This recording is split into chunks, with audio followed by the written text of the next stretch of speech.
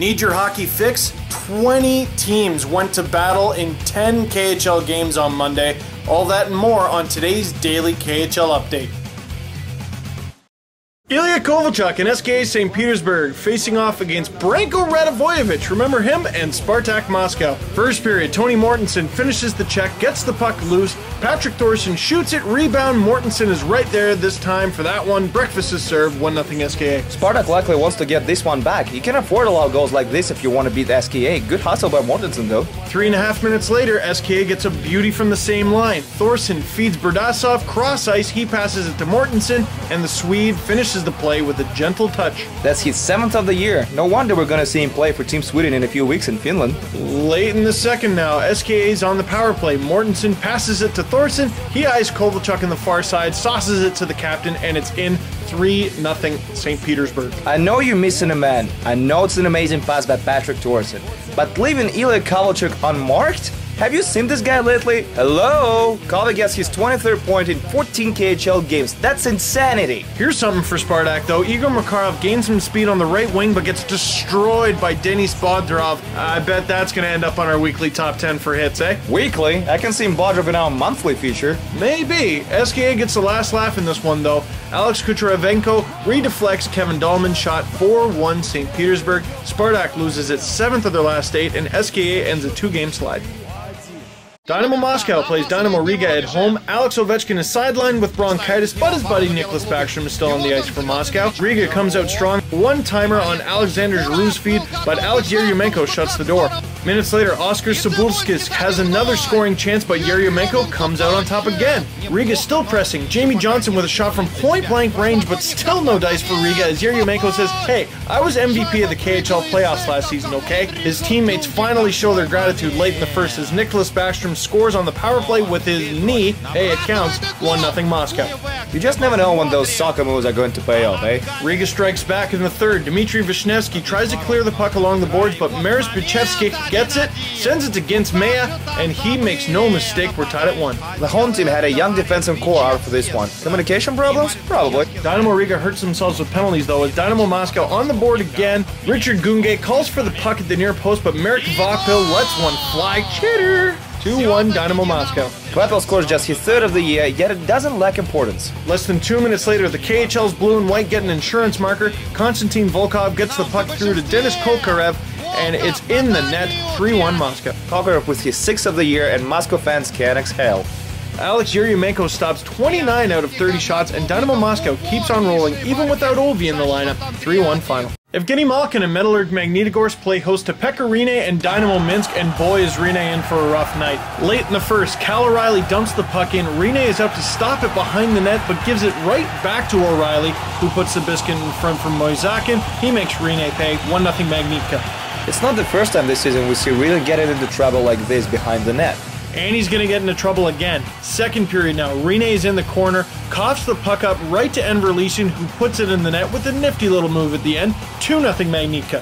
Minsk was still in the game at this point, but when your goal allows 2 easy goals like these, it can suck the life out of you. Just over 4 minutes left in the second, Justin Hodgman finds Dmitry Kazyanov wide open in the slot, and it's 3-1 Magnitogorsk. And just a few minutes after that, Alexei Bondarev shoots without even looking, and Hodgman is Johnny on the spot to tip it in. 4-1 Magnitka. Like they say, don't go for a goal, go for the net. Third period, bloodthirsty. Magnitogorsk is on the power play. Sergei Gonchar fakes a shot, slap passes to Justin Hodgman, and he finds the back of the net. 5-1. That's Gonchar's 10th assist and 11th point in 16 games this season. Here's Hodgman and Malkin with hands like these. Who needs teeth? Less than a minute later, Magnitka scores again. Grigory Misharin shoots hard, misses, but Pavel Zdunov is there for the rebound, and he catches Rinne completely out of position. 6-1 Metallurg Magnitogorsk. It's amazing Rinne wasn't swapped at this point. A little light for Minsk here as Evander Kane gets his first KHL goal, but last minute of the game, Magnitka still looking for more. Matt Zuccarello walks in, aims, snipes, scores. 7-2 Magnitogorsk. That's what they call schooling. What a battle in the last minute? Come on! For the second straight game, Magnitogorsk has defeated their opponent 7-2, and for the second straight game, former Toronto Marley Justin Hodgman has gotten 4 points. He's got 8 in his last 2. Neftahimik plays Locomotive, second minute of the first. Nail Yakupov feeds Tomasz Netic, and he sends Semyon Varlamov a nice package, 1-0 Neftahimik. Yakupov gets his third assist and 11th point of the season, while Netic scores his third goal of this year. Neftahimik tries to double their lead with another goal here. Yegor Melevzorov feeds Martin Seaback on the right wing. He shoots, Varlamov save, rebound, but Varley's first on the puck with a little frog jump, still 1-0 Neftahimik. Renat Mamashev drops it to Tomasz Netic, gets back, shoots it, ping off the post. Locomotive finally ties it up in the third.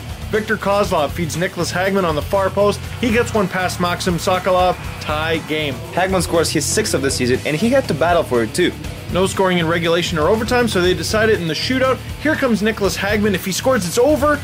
Wow, what a goal. Semyon Varlamov stops, get this, 54 of 55 shots on net, including both Neftahimik attempts in the shootout. 2-1 Locomotive final. Evgeny Kuznetsov and Traktor Chelabins take on Vitas Chehov. Midway through the first, Kuznetsov passes to the blue line, Dmitry Rubikin shoots, and Jan Bulis tips it. Traktor's on the board, 1-0. That's Bulis' 8th goal, and Kuznetsov has 12 assists already. Cut to the second now. Pavel Chernov tries to get out of the zone, but finds out quickly he can't be too casual around Evgeny Kuznetsov. 2-0 Traktor.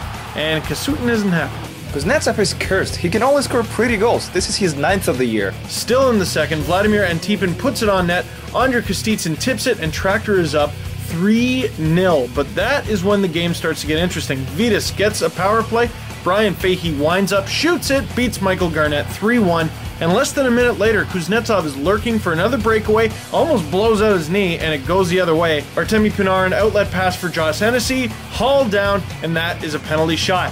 Hennessy moves in, almost loses his stride, but manages to put it behind Garnett, and we got a hockey game, folks. Hennessy played 3 games last season with the Boston Bruins.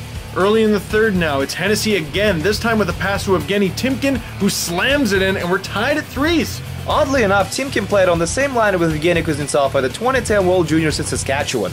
No scoring after that, so we head to the shootout. Here comes Timkin again with a chance to win it for Vitas, and he does. Vitas comes back after trailing 3-0, 4-3 shootout final. A bunch more scores to tell you about. Akbars Kazan defeats Adlant 3-1. Denis Zaripov getting in on every Akbars goal with 2 goals and 1 assist. Severstal defeats Avdemo Belize 2-1. Vasily Koshichkin stops 27 of 28 shots. Andrei Sekera picks up 2 points in Sloven's 4-2 victory over Amur. Salavat Ulayev almost coughs up a 3-0 lead, but still managed to hold on to beat Torpedo 3-2. And last but not least, you want to talk about snakebitten. Zdeno Chara scores a goal, Lev has a 2-0 lead, but Metalurg Novokuznetsk comes back to win it 3-2 in overtime. Zdeno Chara still looking for his first win in a Lev Praha uniform. They have now lost 8 straight, 0-6-2 over that stretch. That's your daily KHL update. I'm Steve Dangle. And I'm Andreas Sachenko. See you on Wednesday.